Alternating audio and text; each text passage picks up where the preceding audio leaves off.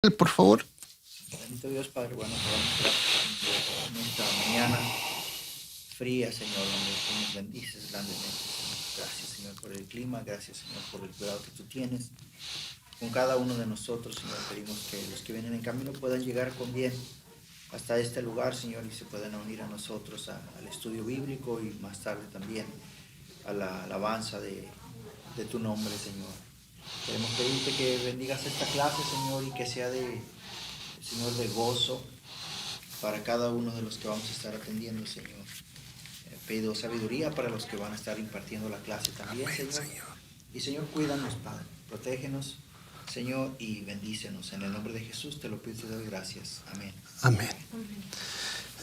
El concepto que va a estar recorriendo toda la clase durante todo este tiempo y va a ser el que Dios nos invita a la mesa de Él, a sentarnos con Él, a comer con Él y a disfrutar con Él. Eso es como el resumen de todo el libro.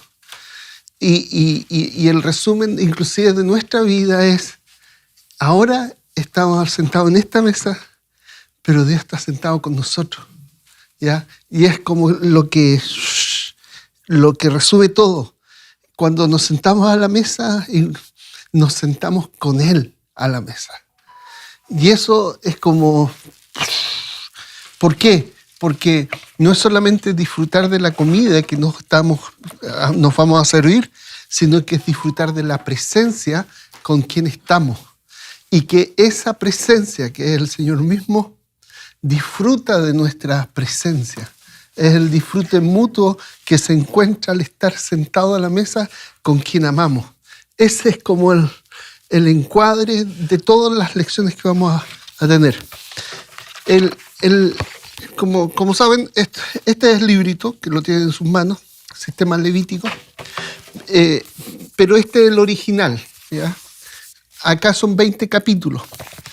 20 capítulos y cada 4 capítulos hay un resumen que le llamé interludio. Es como, ¿y por qué le puse interludio? Porque pensé en una sinfonía que hay un preludio, 4 capítulos, interludio, 4 capítulos más, otro interludio y terminamos con un postludio. Pero la idea detrás de la estructura es, esto es como una sinfonía en que tenemos un encuentro de adoración y que nos encontramos con Dios y que Dios disfruta la adoración, pero que nosotros también disfrutamos adorarle. Y ese concepto del disfrute mutuo que se encuentra en la adoración es lo que está plasmado en Levítico. Entonces, cuando se entiende de esa manera, Levítico pasa a ser de un manual de reglas, pasa a ser a responder la pregunta, ¿cómo nos acercamos a Dios? De tal manera que disfrute Él nuestra cercanía y que nosotros disfrutemos la cercanía de Él con nosotros. Eso está plasmado en todo lo que vamos a estar viendo. Y por ahora nos vamos a ir al preludio. Y fíjate cómo comienza el preludio. Las bases del encuentro con Dios. Ay, Sol, por favor, lee el versículo solamente. Y conocerán que yo soy Jehová, su Dios, que los saqué de la tierra de Egipto para habitar en medio de ellos. Yo, Jehová, su Dios. Éxodo 29:46. Y ahí ya nos plantea cuál es el objetivo que Dios tuvo para sacarlos de la tierra de Egipto. ¿Ya? Para habitar en medio de ellos. Y ahí ya es como, wow, Dios quiere vivir en medio de su pueblo. Y eso hay que... Pero ¿para qué quiere vivir? Porque quiere encontrarse con el pueblo, con los suyos. Me voy a vivir contigo, nos dice el Señor. Bueno, la meta del preludio de esta lección, al finalizar esta lección, entenderás que el sistema de adoración levítico no es un manual de instrucciones en un idioma extraño, sino un mapa divinamente diseñado. Descifraremos juntos su código, comprendiendo que antes de cualquier ritual, Dios estableció por pura gracia tres pilares o llaves maestras indispensables. La primera llave, el pacto que crea una relación. Segunda llave, el lugar sagrado para el encuentro. Y tercera llave, el sacerdocio que sirve como puente. Ahora, se llama sistema levítico, sistema particularmente, porque no son reglas desordenadas, sino que son reglas que están coordinadas, interactúan unas con otras, se interconectan, como si fuera un chip que tiene cada elemento del chip, tiene funciones que cumplir dentro del chip, porque cada cosa que está ahí tiene una función que cumplir. Y no podemos pasar por alto. Si la pasamos por alto, afectamos todo el sistema. Y toda la explicación de para qué es el sistema se va a ver distorsionada. E inclusive, si analizamos el sistema de un lado con respecto de otro lado, y no pensamos que los elementos dentro del sistema están coordinados e interactúan, y que inclusive hay sistemas regulatorios dentro para evitar que se escapen y para procesar lo que tiene que procesar el sistema. Es como nuestro termostato interno que revisa la temperatura. Y cuando nos afiebramos, empezamos a transpirar para que nos enfriemos, ¿ya? O si nos entumimos demasiado, empezamos a tiritar como para subir la temperatura. Entonces, hay termostatos internos dentro del sistema que llamamos sistema levítico igual, ¿ya? Entonces, si lo entendemos como sacrificios aislados que no tienen conexión, que no se afectan mutuamente y que no tienen un propósito común, entonces vamos a andar perdidos con el sistema. ¿Les hace sentido lo que les estoy diciendo? Ya. El problema es que los libros tradicionales de Levítico analizan a Levítico como elementos independientes, ¿ya? Y como elementos independientes no se afectan uno al otro. No están, por lo tanto, determinados qué se relaciona con esto otro. E inclusive en nuestras cabezas, en nuestro fuero interno, tenemos la idea de que Levítico también permite el presentar, fíjate cómo lo voy a decir, presentar sacrificios por el adulterio de David, ¿ya? Y entonces ahí es como, si tú pecas como David pecó, tú tienes que presentar unos sacrificios determinados. Y uno lo asume, David fue al otro día a presentar sacrificios para ahorrar sus pecados. Pero no, primero no se le puede llamar sacrificio porque tiene que ver con sentarse a comer. Tampoco el sistema procesa el adulterio de David porque el sistema, los límites del sistema eran los 10 mandamientos y David había quebrado por lo menos 3 de los 10 mandamientos y estaba fuera del sistema. Entonces es como, ¿de qué? Entonces, ¿para qué es esto? No entender. No se entiende el Levítico, ¿ya? Y aquí comienza la introducción antes de entrar al santuario. Y esto es antes de entrar al santuario, antes del Levítico. ¿Alguna vez has abierto la Biblia en Levítico y has sentido que es como leer un manual de instrucciones para un aparato que ya no existe? Sacrificios, rituales, reglas sobre pureza que hoy nos suenan lejanísimas.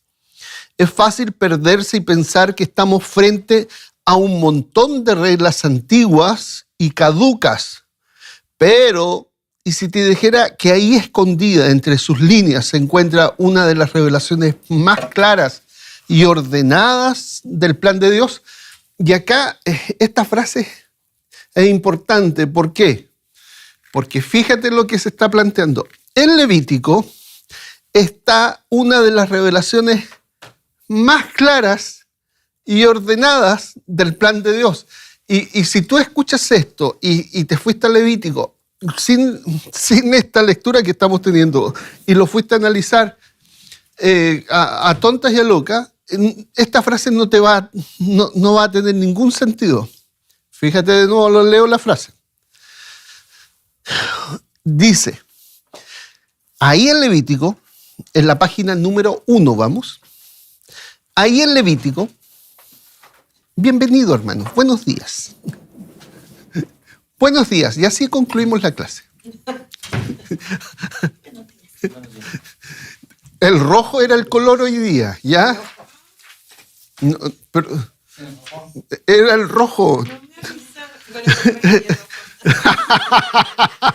Bueno, aquí está rojo.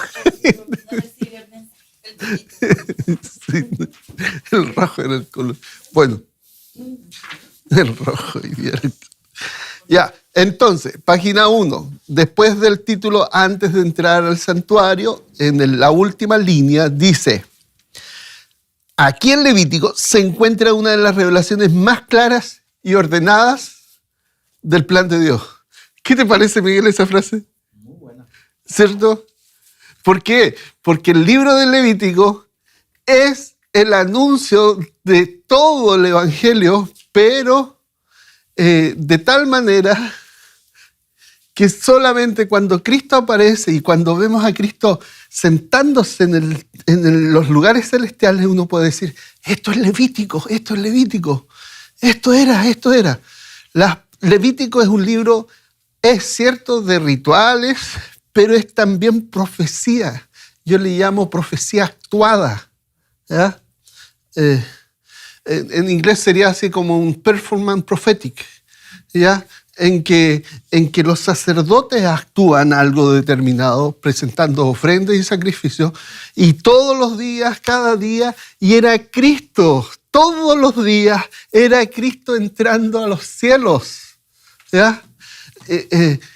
Y entonces es bellísimo entender esto. Bueno, la idea aquí es que descifremos juntos el código de este libro, porque te aseguro que no es un caos de reglas, ¿ya? Sino un cosmos, un sistema. Yo lo comparo con una célula.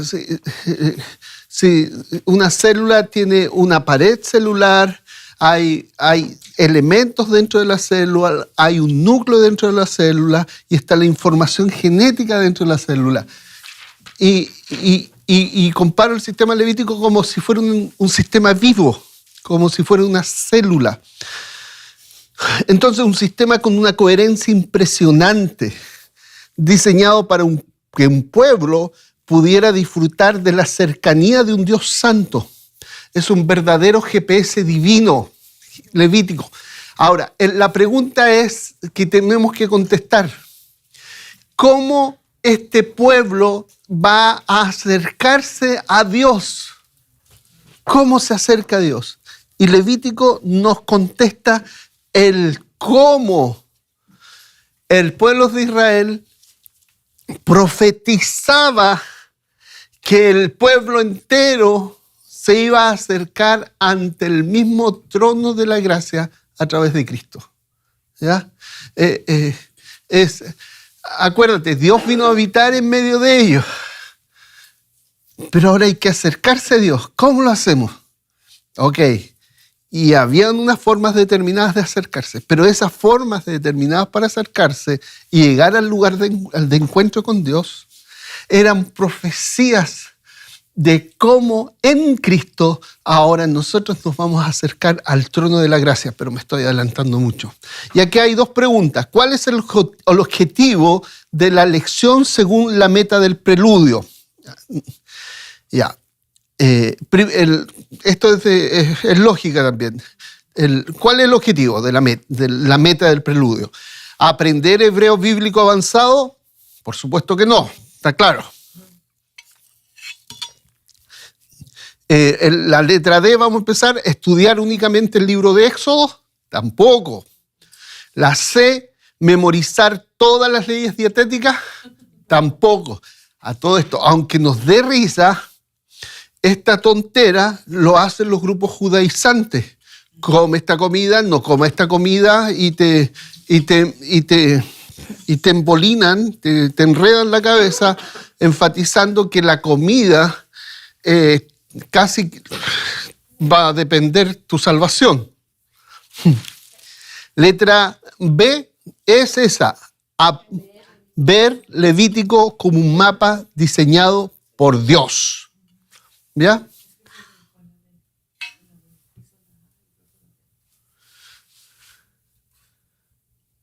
Letra B, entonces. El número 2. ¿Cuál de las tres llaves maestras, cuáles son las tres llaves maestras mencionadas?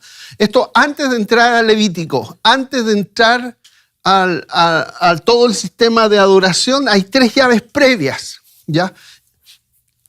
Aquí la letra A dice profecía, realeza, sabiduría. No. Y vamos a empezar también por la D. Ayuno, oración y cantos. No. Pero para llamar al Señor hay que ayunar, cantar y orar. Si no, bueno, no importa. Y la C, circuncisión, diezmo y voto nazareo, no. La B de nuevo, pacto, lugar sagrado y sacerdocio. ¿Ya? Ahora, y aquí importante, Cristo es nuestro pacto, Cristo es nuestro lugar de encuentro y Cristo es nuestro sacerdote. Eso es genial. Ya, y yo ahora digo, pero ¿cómo no lo veía? Ya. Para empezar, hay que cambiar un poco el chip. Lo primero que debemos entender es la idea que lo cambia todo. La gracia siempre, pero siempre viene antes que el ritual. Levítico no fue entregado a un grupo de personas para que pudieran ser rescatados. Se le dio a un pueblo que Dios ya había rescatado de Egipto. Fue por pura gracia. La relación ya estaba ahí, establecida por la iniciativa de Dios. Todo empieza en Dios, ¿ya?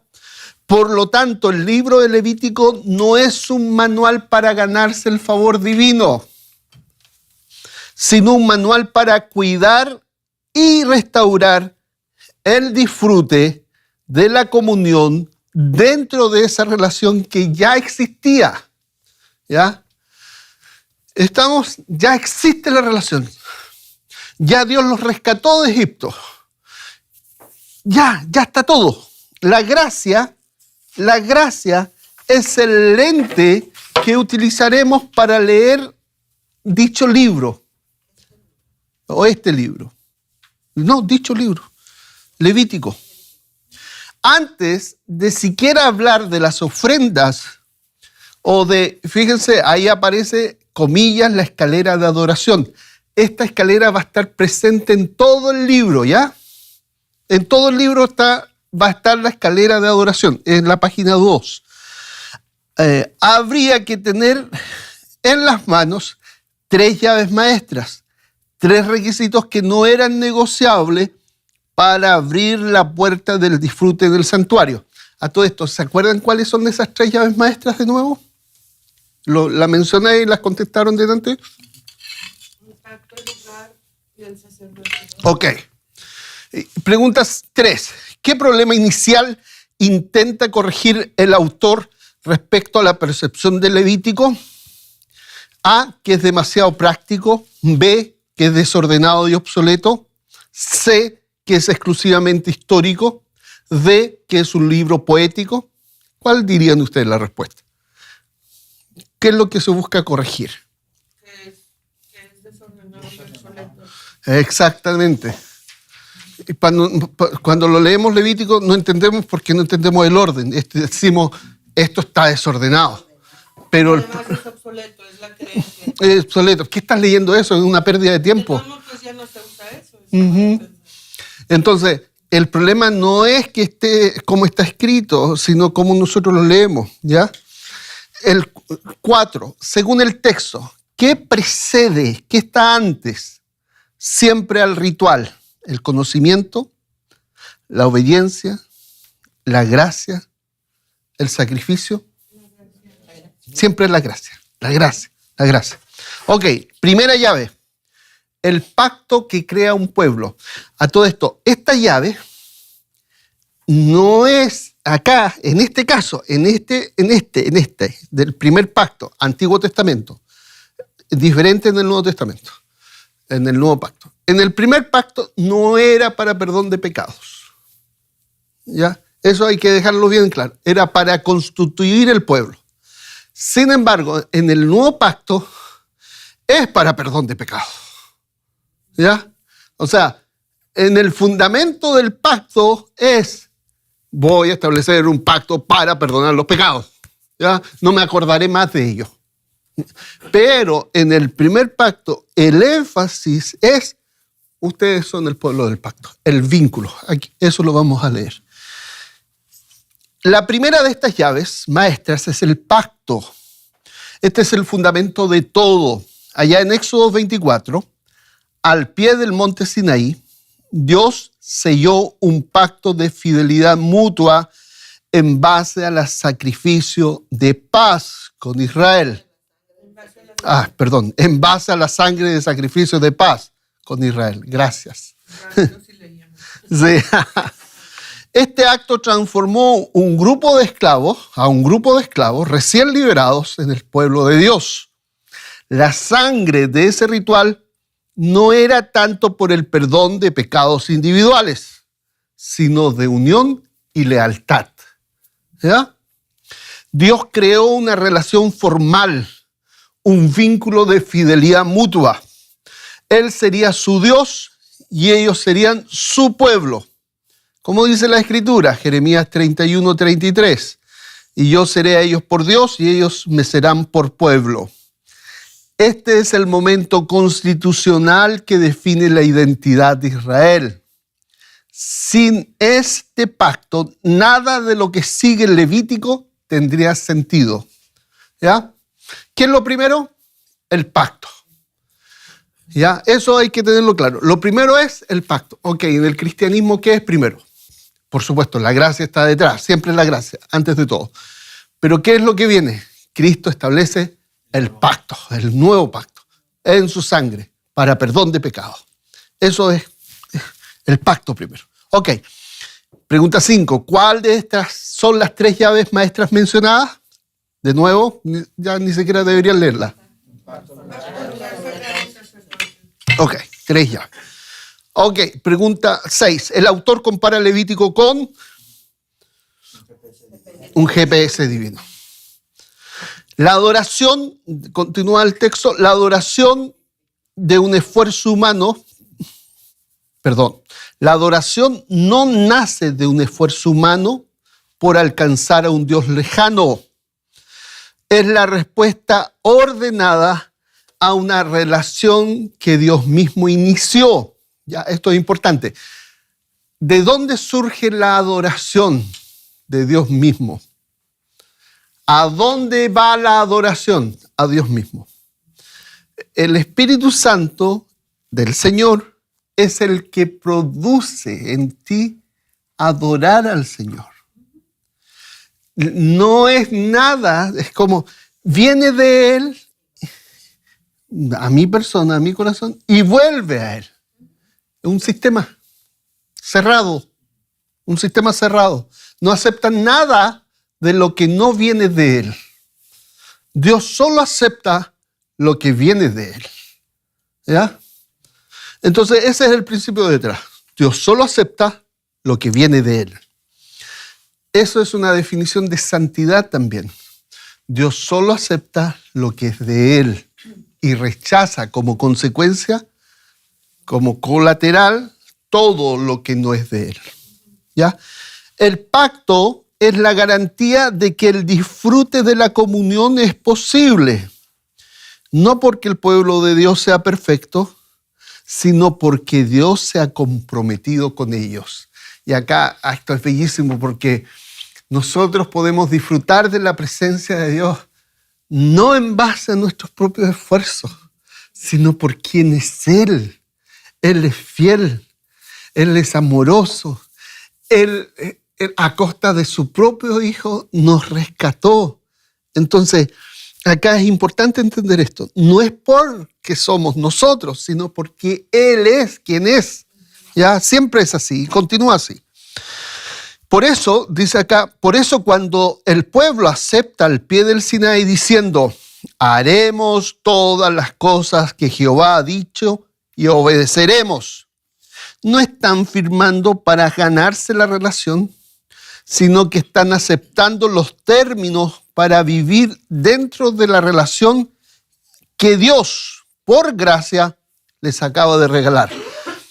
Inclusive, cuando alguien nos dice, cuando ustedes le dicen a sus hijos, no hagas esto, es para prohibirle, al final es para protegerlo.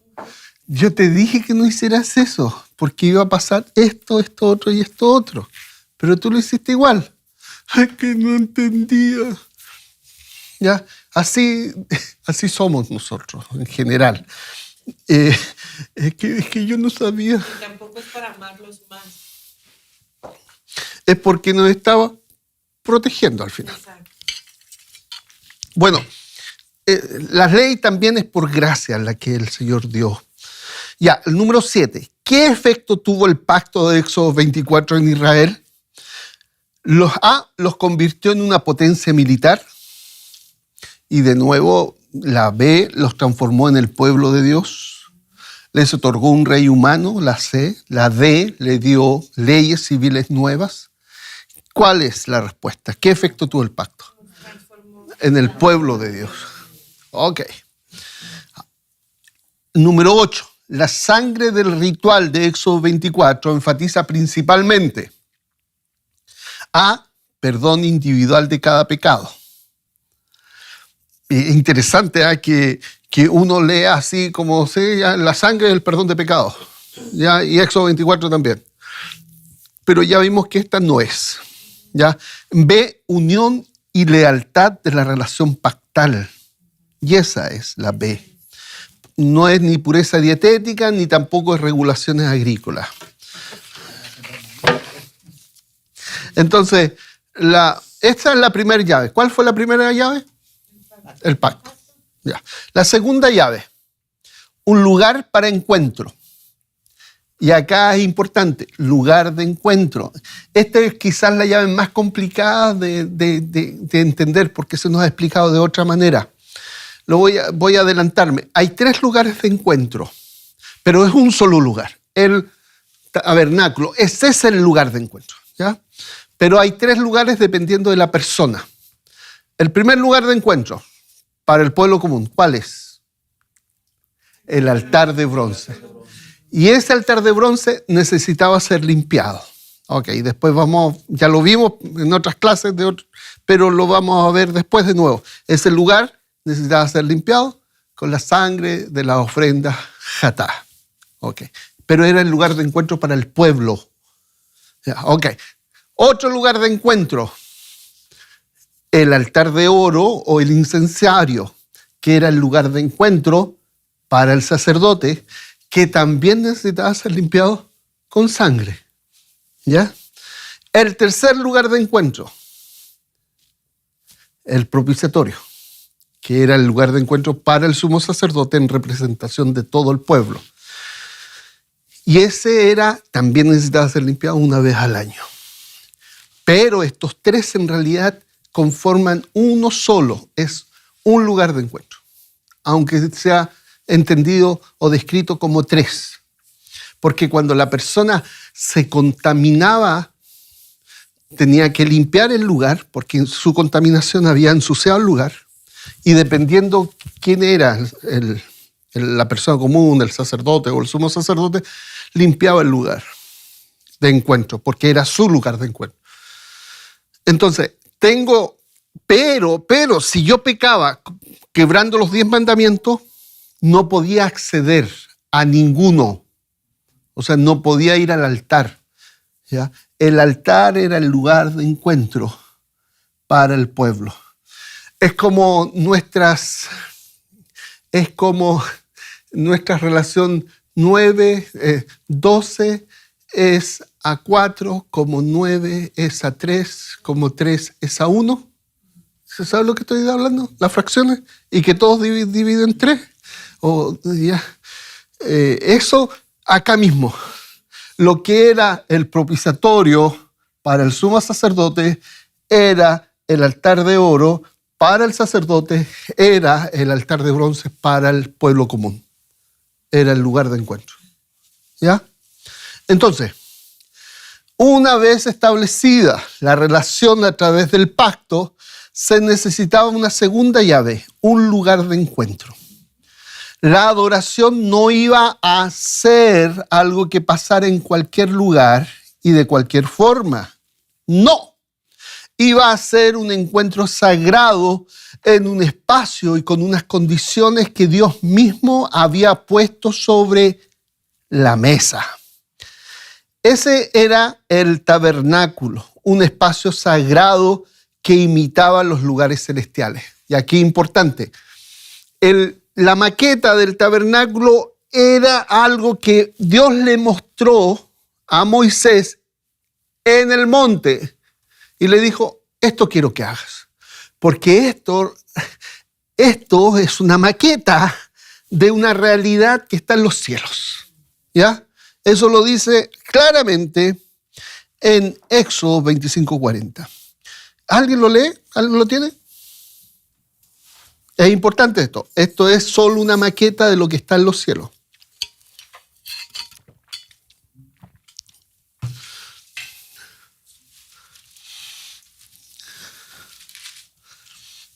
Mira y hazlo conforme al modelo que te ha sido mostrado en el monte. Ok. Dios hizo el modelo, Dios se lo mostró, pero fíjense lo que acabo de decir. Esto es una representación de lo que está en los cielos. ¿Dónde está el altar? El altar de bronce. ¿Cuál era la frase? ¿Dónde está el altar de bronce? Es una representación de lo que está en los cielos. ¿Dónde está el altar de oro? Es una representación de lo que está en el cielo. ¿Dónde está el propiciatorio? Es una representación de lo que está en el cielo. Fíjense lo que estoy diciendo. Todo desde el límite, desde la puerta de entrada, es algo que está en los cielos. En los cielos hay un altar, en los cielos hay un incensario y en los cielos está un propiciatorio. Está allá, todo está allá. ¿Ya? Y acá me adelanto mucho de la clase, cuando interpretamos a la cruz de Cristo como el altar, cometemos un error de lógica, porque el mismo texto nos está diciendo, esta es representación de los cielos. Por eso, después me adelanto más todavía, Hebreos 12, 11, 12 y 13, capítulo 12, versos 11, 12 y 13, o 13, 11, 12, 13. Bueno, Hebreos. Voy a buscarlo bien. El asunto es que ahí dice que la muerte de Cristo fuera del campamento corresponde a la quema de los restos de los animales fuera de la ciudad. Ok. Fíjense, es la quema fuera lo que corresponde a la muerte de Cristo.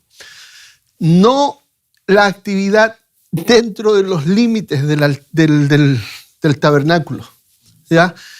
Pero en nuestras cabezas y en nuestros estudios y encontramos libros que nos dicen el altar es la cruz.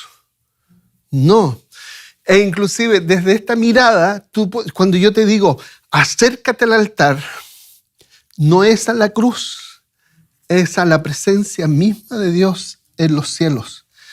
Hay un texto en Ezequiel, otra vez me estoy adelantando, que junta estos tres muebles en uno solo. Junta el altar de bronce con el propiciatorio y lo describe como si fuera uno. Es interesante eso. Ya, pero ese es otro tema, gran tema. Volvamos a nuestra lectura. Entonces, no era simplemente una tienda para rituales, era la manifestación tangible de las promesas de Dios de habitar en medio de su pueblo. Y pondré mi tabernáculo en medio de vosotros, y mi alma no os abominará. Levítico 26:11. Cada detalle del tabernáculo, desde las telas hasta los metales y el mobiliario, era un símbolo que comunicaba algo sobre la fidelidad de Dios y el camino para acercarse gozosamente a Él. El lugar del encuentro central de todo era en realidad 3 lugares: el altar de bronce, el altar de oro y el propiciatorio, que era la cubierta del arca del pacto en el lugar santísimo. El propiciatorio no era un simple adorno, era el lugar exacto donde la presencia de Dios se manifestaría para hablar con su pueblo a través de Moisés. Esto es importante. Las primeras menciones en la Biblia de un lugar y cómo se describen va a determinar cómo tenemos que entenderlo hacia el futuro. Esa es una regla de la exégesis bíblica. La primera vez que se menciona una palabra, la idea que aparece ahí es descrita y definida, y esta debiera determinar las interpretaciones futuras. ¿Ya? Y la primera vez que aparece la palabra propiciatorio es acá, cuando en Éxodo 25:12 dice, 25:22, perdón, de allí me declararé, hablaré contigo de sobre el propiciatorio. Era el lugar, el propiciatorio, el lugar de donde Dios hablaba. ¿Ya? El tabernáculo dice acá, por lo tanto, no era un lugar para mantener a Dios a distancia, sino el espacio divinamente diseñado para hacer posible y seguro, ahí agregaría, ahí dice, el encuentro gozoso entre Dios y su pueblo. Entonces, fíjese, el encuentro gozoso entre Dios y su pueblo. Esa era la idea. Éxodo 25:22, ¿alguien lo puede leer, por favor? Y de allí me declararé a ti y hablaré contigo de sobre el propiciatorio, de entre los 2 querubines que están sobre el arca del testimonio. Todo lo que yo te mandare para los hijos de Israel. Ok. Lo interesante es que en Romanos 3:25, en el griego dice que Cristo fue exhibido públicamente como propiciatorio. A eso dice el griego. Y usa la misma palabra en el griego de la Septuaginta de Éxodo 25:22, pero esta vez para referirse a Cristo. Lamentablemente, hoy día se entiende propiciatorio como lugar de expiación. Pero el texto de la Biblia dice que es el lugar de donde Dios nos habla. Y Cristo, ahora ya no es un lugar, es una persona. Cristo es la persona a través de la cual Dios nos habla. Y cuando le digo, no, es el lugar de expiación, espérate, la expiación o purificación era para limpiar el lugar, para que el hablar de Dios continuara. ¿Ya? Que el propósito no es solo el limpiar el lugar, sino limpiar el lugar para que la gracia y su palabra se desborde hacia nosotros. ¿Ya? Es como nos quedamos en el medio, ahí, y no llegamos al final. Ya. Romanos 3:25. El tabernáculo, entonces, por lo tanto, era el lugar, no era un lugar para mantener a Dios a distancia, sino el espacio divinamente diseñado para hacer posible y seguro el encuentro gozoso entre Dios y su pueblo. Ok, pregunta 9. ¿Qué función específica cumplía el propiciatorio? Almacenar el maná, servir como altar de sacrificio, lugar desde donde Dios hablaba, separar el lugar santo del santísimo. Ok, pero en nuestras cabezas actúa como la letra B, como altar de sacrificio. ¿Ya? Es impresionante, porque hay sangre. Hay sangre ahí. El propiciatorio es la cruz. Y uno, sí, es verdad, es la cruz. ¿Ya? ¿Por qué? Porque todo se explica desde la cruz. Todo. Y entonces, el altar de bronce, primero, el altar de bronce es la cruz.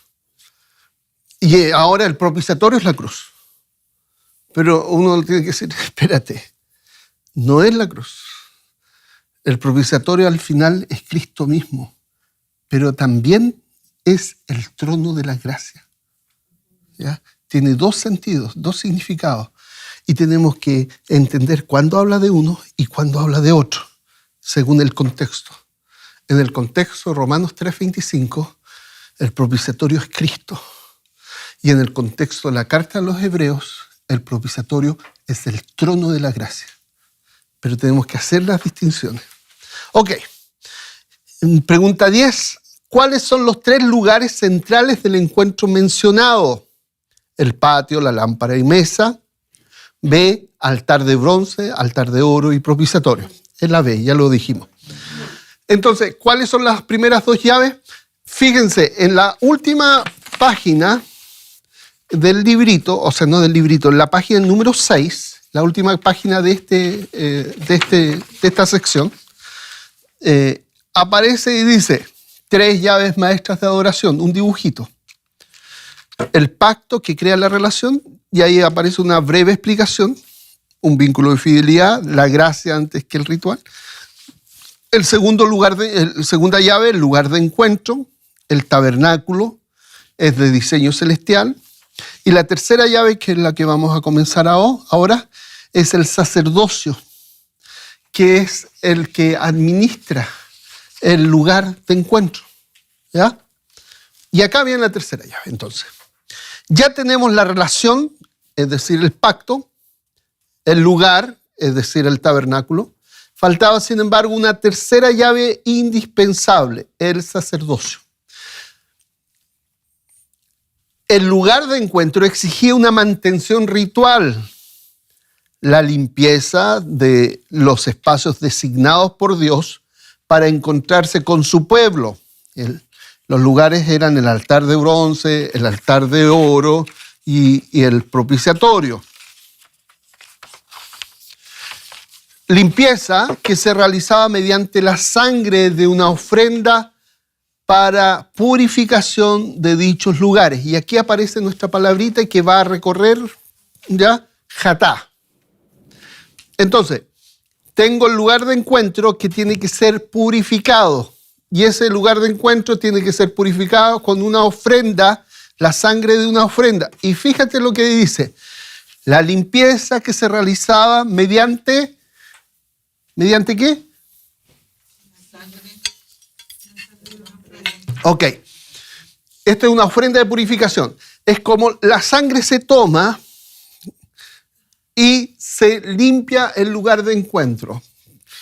Sí, y aquí algo que va a aparecer y que lamentablemente en este libro, después me di cuenta de que no había mencionado algo, pero que va a aparecer. Otra vez me estoy adelantando. La sangre, yo soy una persona del pueblo común. Vengo y presento una ofrenda de purificación. ¿Qué animal traigo? Soy del pueblo común. No soy pobre, ni tampoco soy muy pobre. Soy una cordera o una... Ok. Yo tomo se degolla al costado, se toma la sangre del animal y se purifica con sangre el altar de bronce. Ahí está la purificación del lugar. ¿Y qué hago con el animal, la carne del animal? Se la doy al sacerdote. Y acá es importante esto. El acto de comer la carne, el sacerdote en el lugar santísimo del tabernáculo, dentro de los límites del tabernáculo, era explicado en la Biblia como la acción de quitar el pecado de mí. ¿Ya? Cuando el sacerdote comía la carne, el pecado se retiraba de mí. ¿Ya? Son 2 cosas. Uno limpia el lugar y otro quita el pecado de mí. ¿Cuándo? Hermano, no le voy a decir eso a los católicos, hermano, porque si no, se van a agarrar así. Es lo que estaba pensando, me leíste la mente. Bueno, el sacerdote comía la carne y se cumplía la otra parte, de retirar el pecado de mí. Pero la idea es retirar el pecado de mí. ¿Ya? Es como, yo tengo este suéter, me lo saco, lo retiran de mí. No es que se lo ponga el sacerdote, sino que me quitan el pecado. ¿Se acuerdan cuando Cristo lleva nuestras enfermedades? Ya, el pentecostal te va a explicar. En la cruz Cristo llevó tus enfermedades. Pero no es dónde la llevó, sino que Él las retiró de mí. ¿Ya? Y podríamos decir, como dice el profeta, y la echó al fondo del mar. ¿Ya? Las quita y no están. ¿Ya? Eso es la idea de comer de parte del sacerdote. Entonces, el jatá, la ofrenda de purificación, se presentaba, se limpiaba y el sacerdote comía. Pero cuando el pecado era del sacerdote, no había quien comiera. Entonces se quemaba fuera del campamento. ¿Ya? Pero en el caso del... olvídate, no voy a seguir, si no estoy ampliando mucho. Mucha información me dice mi esposa. Por eso, entonces, mediante la sangre de una ofrenda para purificación de dichos lugares. ¿Cuáles eran los lugares de encuentro? Eran 3. Y esos 3 lugares requerían purificación. Y la purificación se realizaba con una ofrenda de purificación. La sangre de la ofrenda limpiaba el lugar. Ahora, la sangre es para otra cosa. La primera mención de la sangre que hicimos fue el sacrificio de pacto. Éxodo 24. La segunda mención ahora es la sangre que limpia acá, el lugar de encuentro. Pero ¿qué hacemos nosotros? Confundimos las dos. Y las dos las explicamos de igual manera. ¿Ya? Y son dos.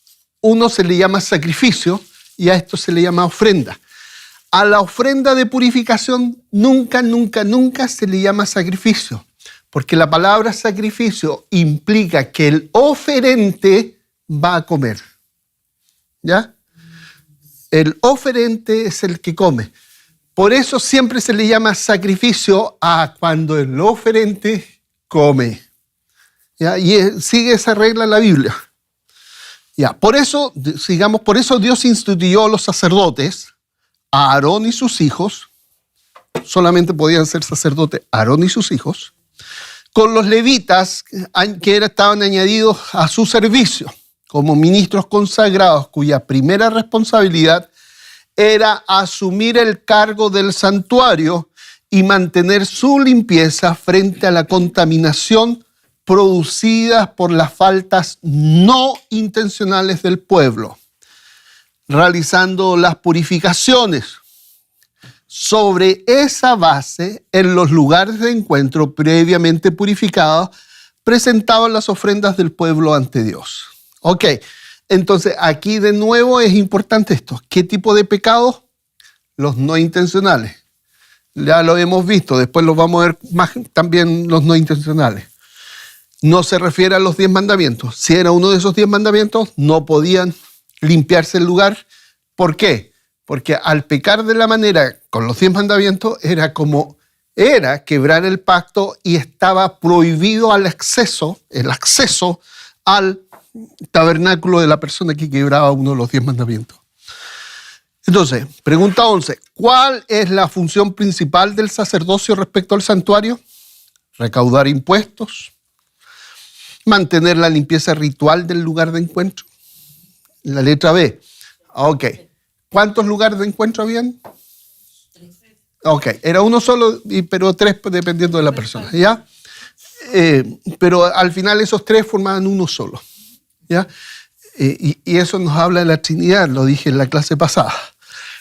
Número 12, ¿qué ocurre con las transgresiones deliberadas, mano alzada? Acá no la menciono. Ya, pero la mencioné antes, o sea, no importa. ¿Qué ocurre con las transgresiones cuando se quebraba uno de los 10 mandamientos? A eso me refiero con mano alzada según el texto. se purifican con jatá, requieren doble ofrenda, no admiten purificación cultural y conlleva la expulsión o muerte. Esa es la C. Ok, lejos de una barrera, el sacerdote mantenía el lugar de encuentro limpio. Lo que pasa es que debería haber sido después de esto. Está mal colocada la pregunta. Está adelantada. Lejos de constituir una barrera, el sacerdocio mantenía el lugar de encuentro limpio. Se ve como ustedes se pueden dar cuenta, el autor siempre se adelanta, un paso adelante. se refleja el carácter. Se refleja el carácter.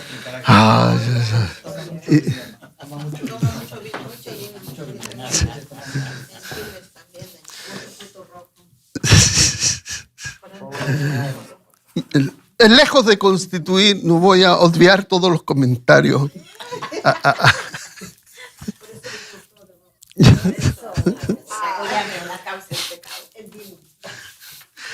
Está saliendo todo por YouTube, no se preocupen. Lejos de constituir una barrera. Si no toma vino, ¿qué vino? No. Lejos de constituir una barrera, el sacerdocio mantenía el lugar de encuentro limpio. Habría un acceso seguro y ordenado a la presencia del Dios Santo. En contraste, las transgresiones deliberadas, el pecado con mano alzada, que implicaba romper cualquiera de los 10 mandamientos, no admitía purificación cultural. La prescripción era la expulsión o la muerte del ofensor. Ahí está el número 15, 3 al 31. Sin provisión de jatat, ofrenda de purificación de la contaminación causada por el pecado. Así el sacerdote no compite con el pacto ni con el lugar santo, sino que los sirve. Bajo el pacto custodia los términos de la relación. En el lugar garantiza que el tránsito hacia la presencia se realice conforme a las normas de pureza divina. En la escalera de adoración, que después veremos, el sacerdocio actúa como el personal de limpieza y mantención de los peldaños, facilitando el tránsito libre para el pueblo de la alianza. Ya, nos vamos a saltar las preguntas. Vamos a la siguiente. Los sacerdotes eran los administradores del santuario. Ellos enseñaban la diferencia entre lo santo y lo profano, lo puro y lo común.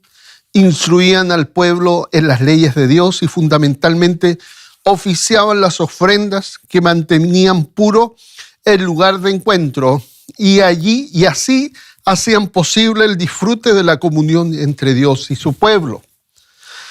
Su llamado no era por iniciativa propia ni por elección popular, era una designación divina, como lo subraya el autor de Hebreos. Y nadie toma para sí esta honra sino el que es llamado por Dios, como lo fue Aarón, Hebreos 5:4. Sin un pacto, sin un lugar de encuentro y sin estos mediadores consagrados, simplemente no había adoración. Estas 3 llaves abrían la puerta. Ok. ¿Se acuerdan? En Jeremías 31 es muy importante ese texto, porque siempre lo voy a estar tocando. Siempre. 31, 34. E inclusive ese texto aparece mencionado 2 veces de manera larguita en la carta a los Hebreos. 2 veces citados la misma porción. Ahí el texto dice que nadie más enseñará a su hermano acerca de lo que es bueno y lo que es malo. ¿Pero por qué dice esa expresión? Porque los que enseñaban eran los sacerdotes. Y ahí lo que está haciendo Jeremías está diciendo, ¿saben qué? En el nuevo pacto todos seremos sacerdotes. Esa es la idea detrás del texto. Solo que, como no leemos y no tenemos idea de lo que decían acerca de cuál era la función de los sacerdotes, lo que está haciendo Jeremías está diciendo, todo el pueblo será sacerdote, ¿ya? Y todos tendrán el Espíritu del Señor, todos. Y entonces, Ya. Conclusión. Leamos la pregunta 15. ¿Qué se afirma sobre la necesidad de las 3 llaves? ¿Son opcionales? No. ¿Son sustitutas entre sí? No. Sin ella no hay sistema de adoración. Esa. 16. ¿Cómo describe el texto el papel de las 3 llaves maestras? ¿Obstáculos burocráticos? No. B. Provisiones de la gracia de Dios. Es así. Letra número 17. ¿Qué permite estas 3 llaves según el segundo párrafo de esta sección? ¿Reemplazar el tabernáculo por sinagoga? No. B. ¿Suprimir los rituales? No. C. Abrir la puerta del santuario e iniciar la escalera de adoración. Fíjate, C. Entonces, conclusión. El pacto, el lugar de encuentro y el sacerdocio estas son las 3 llaves maestras, el fundamento inamovible sobre el cual se construye todo el sistema de adoración levítico. No son requisitos formales ni obstáculos burocráticos, son provisiones de la gracia de Dios, son la estructura que hace posible lo imposible, que un pueblo pecador pueda vivir en comunión con un Dios santo. El pacto establece la relación, el tabernáculo provee el lugar purificado para el encuentro gozoso y el sacerdocio ofrece la mediación necesaria para encontrarse con Dios en ese espacio sagrado. Con estas 3 llaves en la mano, la puerta del santuario se abre. Ahora sí podemos empezar a subir la escalera de adoración, explorando los diferentes tipos de ofrenda y rituales que Levítico describe. Nunca debemos olvidar que cada uno de esos peldaños se apoya sobre la base sólida que Dios mismo construyó, no como una exigencia, sino como una invitación a disfrutar de las promesas que lo resume todo. Yo seré su Dios y ellos serán mi pueblo. Con estos fundamentos firmes estamos listos para descubrir cómo este antiguo sistema revela de manera asombrosa el camino hacia él. Entonces, ¿cuáles son las 3 llaves? El pacto, lugar de encuentro y... Ok, 19. ¿Cómo caracteriza el texto estas llaves en relación con la experiencia de adoración? Como requisito burocrático, previos para ganar aceptación. B, como símbolos meramente históricos, sin vigencia actual. C, como provisiones de la gracia que abren la puerta al santuario. Invitan a subir la escalera de adoración. Y ahí está resumido los 3 dibujitos, ¿ya? Y está clarísimo. Y acá tienen un recordatorio de la clase. Ustedes hacen con su celular y los lleva a un video de YouTube que les explica lo mismo que estuvimos viendo en esta clase. Hermano, por favor, hermano Luis, para concluir. A ver, antes de concluir. ¿Alguna pregunta? Solo una pregunta.